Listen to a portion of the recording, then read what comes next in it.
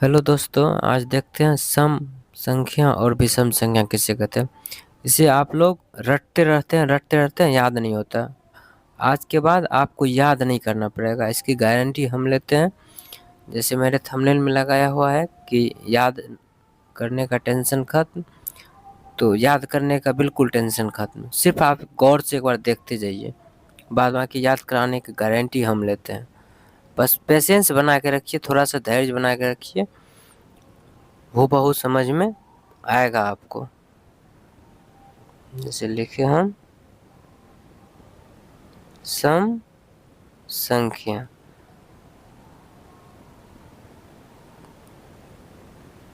पढ़ाई थोड़ी सी शांति की चीज होती है, तो थोड़ा सा धैर्य बना के रखिए। सम संख्या, जैसे हम स्टार लगाते हैं यहाँ पे, सम संख्या सीधा लिखना। वैसी संख्या, वैसी संख्या जो दो से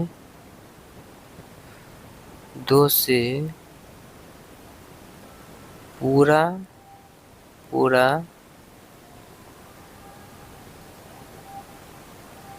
विभाजित, दो से पूरा पूरा विभाजित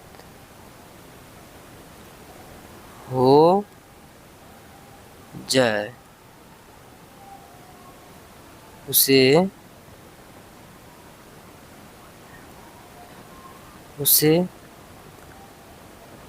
सम संख्या कहते हैं। बस इतना तो सिर्फ अभी लिखे हैं, आप सिर्फ इस पे ध्यान मत दीजिए। याद आप बोलिएगा कि याद नहीं हुआ, आप सिर्फ हम जो लिखे हैं सिर्फ उसको देखिए, फिर हम याद कैसे करते हैं हम बताते हैं आपको, तुरंत याद कैसे होता है। दूसरा लिखे हम विषम संख्या। बिल्कुल आराम से धीरे से पढ़ेंगे हम, पर धीरे धीरे धीरे धीरे हम शिखर पे पहुंच जाएंगे। विषम संख्या, विषम संख्या बस इसी का उल्टा होता है। सीधा इसमें लिखेंगे वैसी संख्या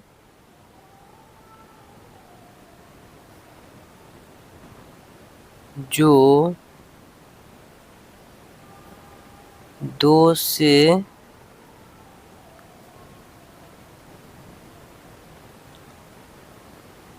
पूरा पूरा विभाजित, दो से पूरा पूरा विभाजित न हो। विभाजित न हो लिखो या नहीं हो, बात एक ही चीज है। न हो उसे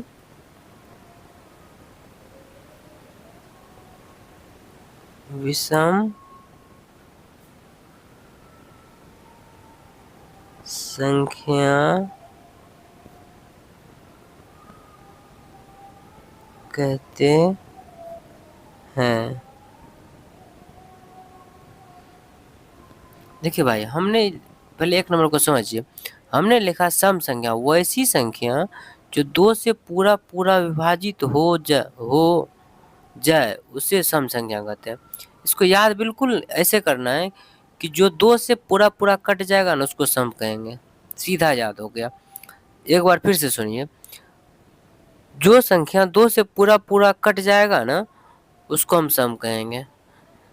ये जरूरी नहीं है कि हम जो लिखे हैं वही भाषा हूबहू आप रटिए, इसको नहीं, इसको हूबहू रटने का जरूरत नहीं है। बिल्कुल ऐसे बोलना है कि वैसी संख्या जो दो से पूरा पूरा कट जाता है। विभाजित हो जाने का मतलब हुआ कट जाना, यानी कि भागा देंगे ना तो शेषफल कुछ भी नहीं बचेगा, पूरा पूरा कट जाएगा। तो हो इसको रटने का जरूरत नहीं है, सीधा सीधा आप बोलिए कि वैसी संख्या जो दो से पूरा पूरा कट जाता है उसको सम कहते हैं। याद हुआ? फिर से सुनिए, वैसी संख्या जो 2 से पूरा पूरा कट जाता है ना, उसे सम संख्या कहते हैं। याद हमको लगता है कि आपको याद हो गया होगा।